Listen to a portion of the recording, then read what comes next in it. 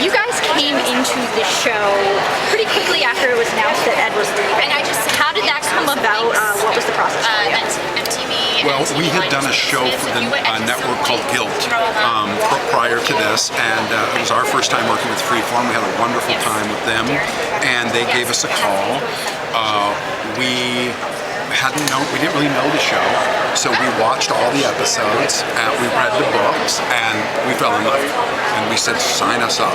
And we came in very late in the process, to be honest, and it has been a roller coaster ride, a fun roller coaster ride, and it's been exhilarating. And I think what was done in season 1 was cool, and we're just kind of trying to take it to the next level, and that's everything. That's deepening the character relationships, that's the stunt work, the visual effects, the sets, the look of the show.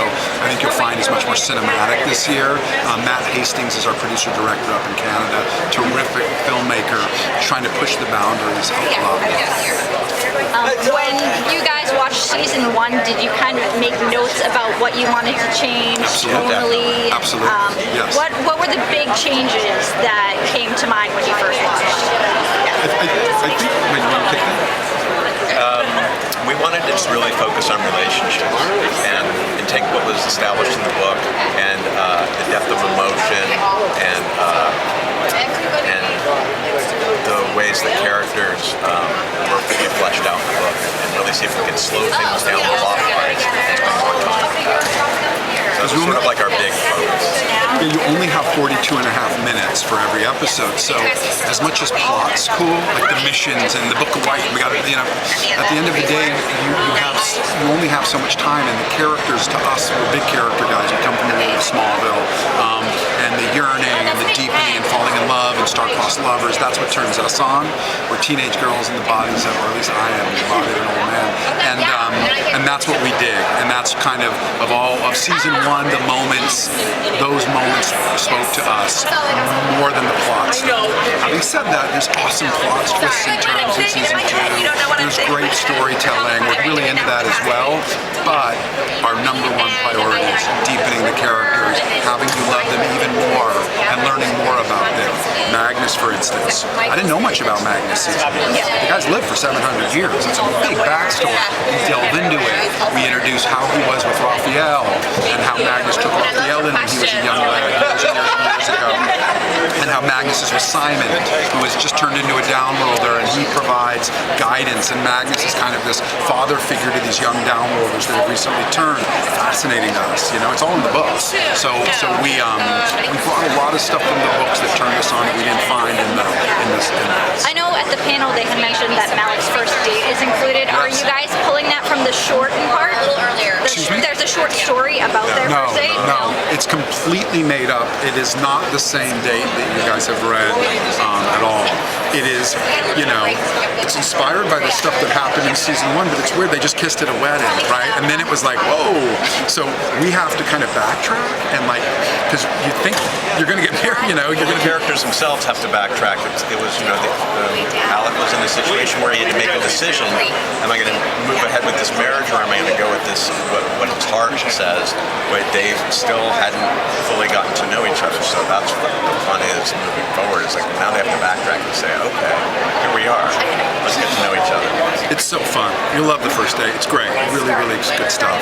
I have to ask, so the Sealy Court scene in the book is my favorite scene in the entire series, and you had mentioned that will be included in some way. Can you give us anything about that? I would say 2B. Not 2B, T-O-B-E, but so there's 2A and 2B, right? So this is the back 10, the second 10. So you won't see that in the first 10. But be patient, young Sealy Court fans. It will happen, and it will be awesome when it does happen. Okay, so just one more thing.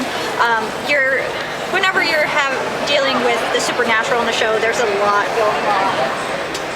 This is our dear friend, Jeph. It's okay. I hate to interrupt you. It's fine. That's okay. And I'm leaving. I just want to say goodbye. It's great to see you guys. Go do your friends. Let's talk on the phone. So good to see you. Absolutely, yeah.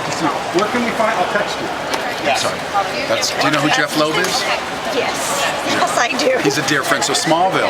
So we met on Smallville. I had a little bit of a shock there. That was amazing. Okay, sorry about that. Fangirl Sorry. moment. Sorry. It's not a problem. So, whenever you're dealing with the supernatural, there's a lot of technical elements involved. What was your approach to that? Because we've heard that it's much different than what was done in season 1.